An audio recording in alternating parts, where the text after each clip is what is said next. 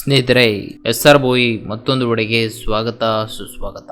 ಸ್ನೇಹಿತರೆ, ಬಂಗಾರ ಅಂತ ಈ ಶಬ್ದವನ್ನ ಕೇಳಿದರೆ ಕಣ್ಣು ದೊಡ್ಡದಾಗಿ ಮಾಡಿ ನೋಡುತ್ತಾರೆ. ಬಂಗಾರ ಅಂದರೆ ಯಾರಿಗೆ ಇಷ್ಟ ಆಗೋದಿಲ್ಲ ಹೇಳಿ. ಈಗಿನ ಕಾಲದಲ್ಲಿ ಬಂಗಾರ ಖರೀದಿಸಲು ಸಾಧ್ಯವಿಲ್ಲ. ಬಂಗಾರದ ಮೇಲೆ ದಿನದಿಂದ ದಿನ ಏರಿಕೆ ಆಗುತ್ತಿದೆ. ಬಂಗಾರ ಈಗ ಶ್ರೀಮಂತರ ಸ್ವತ್ತಾಗಿದೆ. ಹೆಚ್ಚು ಬಂಗಾರ ಹಾಕಿದವನು ಶ್ರೀಮಂತ ಅನ್ನುವ ಮಟ್ಟಿಗೆ ಈಗ ಬಂಗಾರದ ಬೆಲೆ ಏರಿಕೆ ಆಗ್ತಾ ಇದೆ. ಇಷ್ಟು ವರ್ಷದಲ್ಲಿ ಚಿನ್ನ ಕಡಿಮೆಯಾಗಿದ್ದು ನೋಡಿಯೇ ಇಲ್ಲ. ಹೀಗಿರುವಾಗ ಬಂಗಾರದಲ್ಲಿ ಬ್ರೇಕಿಂಗ್ ನ್ಯೂಸ್ ಬರ್ತಾ ಇದೆ. ಚಿನ್ನಾಭರಣ ಕೊಳ್ಳುವ ಯೋಚಿಸುತ್ತಿರುವವರು ಹಾಗೂ ಚಿನ್ನದ ಮೇಲೆ ಹೂಡಿಕೆ ಮಾಡುವವರಿಗಾಗಿ ಪ್ರತಿನಿತ್ಯದ ಚಿನ್ನದ ಬೆಲೆ ತಿಳಿದುಕೊಳ್ಳಲು ಈ ಒಂದು SR ಬಾಯ್ ಯೂಟ್ಯೂಬ್ ಚಾನೆಲ್ನ ಸಬ್ಸ್ಕ್ರೈಬ್ ಮಾಡ್ಕೊಳ್ಳಿ. ಹಾಗಿದ್ರೆ ಇವತ್ತಿನ ಹೈಲೈಟ್ಸ್. ಚಿನ್ನದ ಬೆಲೆ ಎಂದು ಶಾಕ್ ನೀಡಿದೆ. ಒಂದೇ ದಿನಕ್ಕೆ ಬರೋಬ್ಬರಿ 2,940 ರೂಪಾಯಿ ಹೆಚ್ಚಳವಾಗಿದೆ. 22 ಕ್ಯಾರೆಟ್ನ 10 ಗ್ರಾಂ ಚಿನ್ನದ ಬೆಲೆ 2,700 ರೂಪಾಯಿಗೆ ಏರಿಕೆಯಾಗಿದೆ.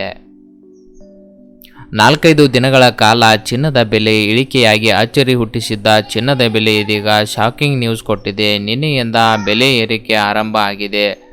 ಇಂದು ಒಂದೇ ದಿನ ಬರೋಬ್ಬರಿ 2,940 ರೂಪಾಯಿ ಹೆಚ್ಚಳ ಆಗುವ ಮೂಲಕ ಜನರು ಚಿನ್ನ ಖರೀದಿ ಮಾಡಬೇಕಾ ಅಥವಾ ಮಾಡಬಾರ್ದಾ ಅಂತ ಗೊಂದಲಗಳು ಸೃಷ್ಟಿಯಾಗಿವೆ.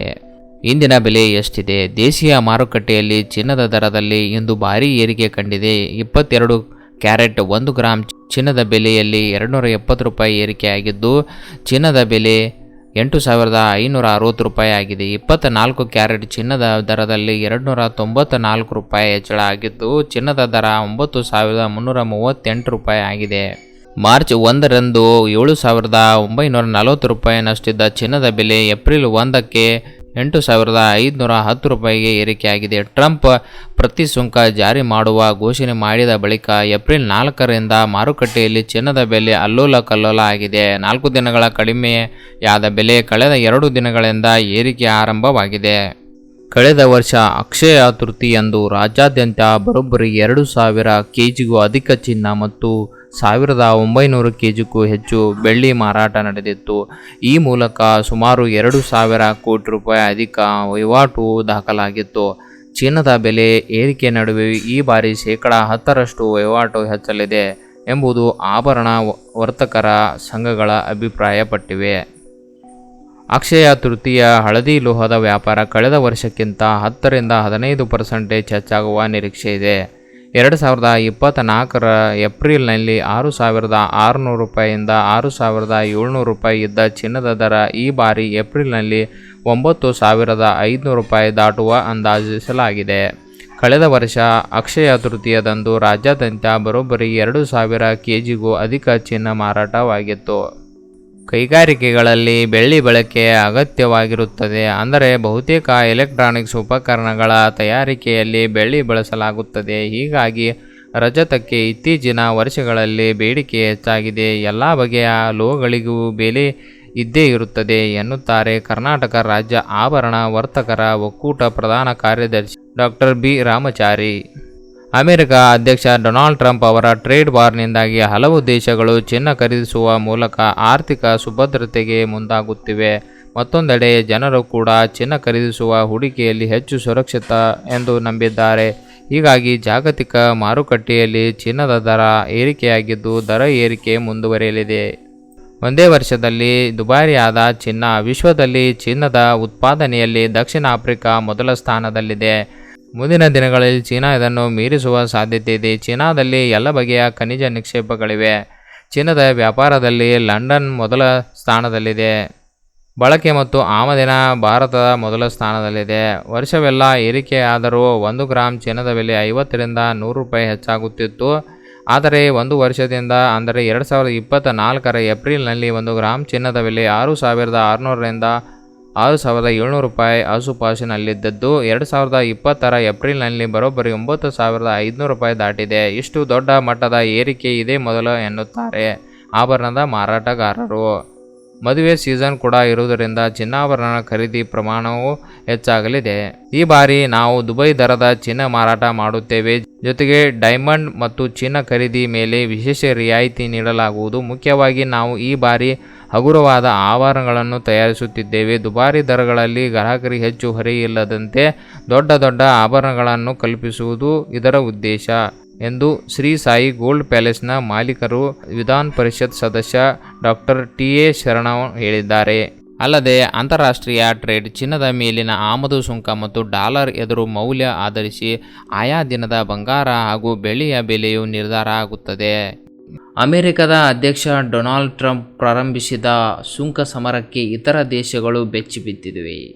ಸುಂಕ ಸಮರದಿಂದಾಗಿ ಜಾಗತಿಕ ಆರ್ಥಿಕ ಹಿಂಜರಿತದ ಬೆದರಿಕೆಯಿಂದಾಗಿ ಷೇರು ಮಾರುಕಟ್ಟೆಯಲ್ಲಿ ಗಣನೀಯವಾಗಿ ಇಳಿಕೆ ಕಂಡಿದೆ. ಅದರ ಪರಿಣಾಮವಾಗಿ ಈಗ ಚಿನ್ನ ಮತ್ತು ಬೆಳ್ಳಿಯ ಬೆಲೆಗಳ ಮೇಲೂ ಕೂಡ ಕಂಡುಬಂದಿದೆ. ಬಂಗಾರದ ಬೆಲೆ ಗಣನೀಯವಾಗಿ ಕುಸಿಯಲು ಪ್ರಾರಂಭಿಸಿವೆ. ಕಚ್ಚಾ ತೈಲ ಬೆಲೆಗಳಲ್ಲಿ ಕೂಡ ಭಾರಿ ಕುಸಿತ. ಇದೀಗ 22 ಕ್ಯಾರೆಟ್ ಚಿನ್ನ ಮತ್ತು ಬೆಲೆಗಳಲ್ಲಿ ಬಹುತೇಕ 18 ಕ್ಯಾರೆಟ್ ಚಿನ್ನ ಕೂಡ ಇದೇ ರೀತಿಯ ಕುಸಿತ ಕಂಡುಬಂದಿದೆ.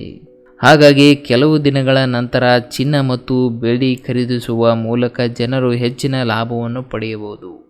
ಹೋದ ವರ್ಷ 60,000 ಬಂಗಾರ ಈಗ 90,000ಕ್ಕೆ ಏರಿದೆ. ಅಂದರೆ ಒಂದು ವರ್ಷದಲ್ಲಿ 30% ಏರಿಕೆಯಾಗಿದೆ. ಇದರ ಬಗ್ಗೆ ಇಡೀ ದೇಶಕ್ಕೆ ಗೊತ್ತಿದೆ. ಎಲ್ಲರಿಗೂ ಬಂಗಾರ ಖರೀದಿಸಲು ಮಾತ್ರ ಗೊತ್ತು. ಆದರೆ ಬಂಗಾರದಲ್ಲಿ ಹೂಡಿಕೆ ಮಾಡುವವರು ಕೂಡ ಈ ದೇಶದಲ್ಲಿ ಇದ್ದಾರೆ. ಹೌದು, ಲಕ್ಷ ಹತ್ತಿರ ಬರ್ತಾ ಇರೋ ಬಂಗಾರ ಈಗ 56,000 ಬಂಗಾರ ಇಳಿಕೆಯಾಗುವ ಖುಷಿ ವಿಷಯ ಕೊಟ್ಟಿದೆ. ಈ ವರದಿಯನ್ನು ಅಮೆರಿಕದ ತಜ್ಞರು ಕೊಟ್ಟಿದ್ದಾರೆ. ಅಮೆರಿಕ ಸುಂಕ ಹೆಚ್ಚಿಸಿದ ಜಗತ್ತನ್ನು ನಡುಗಿಸುತ್ತಿದ್ದಾರೆ. ಉಳಿದ ದೇಶ ಅಮೆರಿಕ ವಿರುದ್ಧ ಈಗ ತಿರುಗಿಬಿದ್ದಾರೆ. ಆದರೆ ಚೀನಾ ಮಾತ್ರ ಸುಮ್ಮನೆ ಇರುವ ಹಾಗೆ ಇಲ್ಲ. ನಾವು ಕೂಡ ಸುಂಕ ಏರಿಸ್ತೀವಿ ಅಂತ ಹೇಳ್ತಾ ಇದ್ದಾರೆ.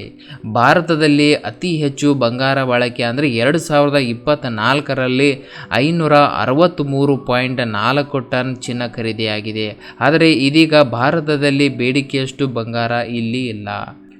ಇದಲ್ಲದೆ ವ್ಯಾಪಾರ ಯುದ್ಧದ ಭಯ ಕೂಡ ಹೆಚ್ಚಿದೆ. ಇಂತಹ ಸಂದರ್ಭದಲ್ಲಿ ಚಿನ್ನವು ಕೂಡ ಸುರಕ್ಷಿತ ಹೂಡಿಕೆ ಸಾಧನವಾಗಿ ಹೊರಹೊಮ್ಮಿದೆ. ಹೀಗಾಗಿ ಚಿನ್ನದ ಮೇಲೆ ಹೂಡಿಕೆಗಳ ಅಗಾಧವಾಗಿ ಹೆಚ್ಚಿದೆ. ಬೇಡಿಕೆ ಹೆಚ್ಚಾದಂತೆ ಚಿನ್ನದ ಬೆಲೆ ಕೂಡ ಹೆಚ್ಚಿದೆ. ದೇಶೀಯ ಅಂತಾರಾಷ್ಟ್ರೀಯ ಮಟ್ಟದಲ್ಲಿ ಬೆಲೆಗಳು ಸಾರ್ವಕಾಲಿಕ ಗರಿಷ್ಠ ಮಟ್ಟವನ್ನು ತಲುಪಿದೆ.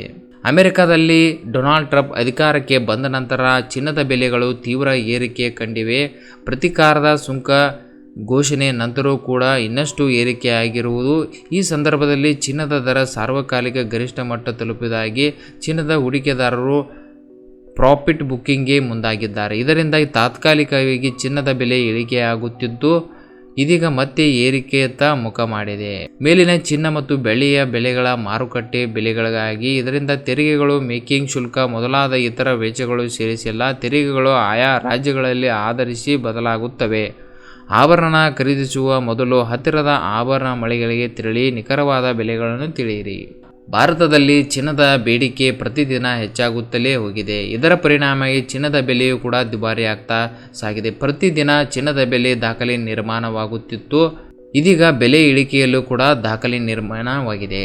ಕಳೆದ 4 ದಿನಗಳಿಂದ ಚಿನ್ನದ ಬೆಲೆ 4,150 ರೂಪಾಯಿ ಇಳಿಕೆಯಾಗಿದೆ. ಷೇರು ಮಾರುಕಟ್ಟೆಯಲ್ಲಿನ ಕುಸಿತ, ರಿಟೇಲ್ ಹೂಡಿಕೆದಾರರ ನಿರ್ಧಾರಗಳಿಂದ ಚಿನ್ನದ ಬೆಲೆ ಇಳಿಕೆಯಾಗಿದೆ. ಈ ಎಲ್ಲ ವರದಿಗಳು ನೋಡಿದರೆ ಮುಂದಿನ ದಿನಗಳಲ್ಲಿ ಬಂಗಾರದ ಬೆಲೆ ಇಳಿಕೆಯಾಗಬಹುದಾ ಅಂತ ನೀವು ಕಮೆಂಟ್ ಮೂಲಕ ತಿಳಿಸಬಹುದು.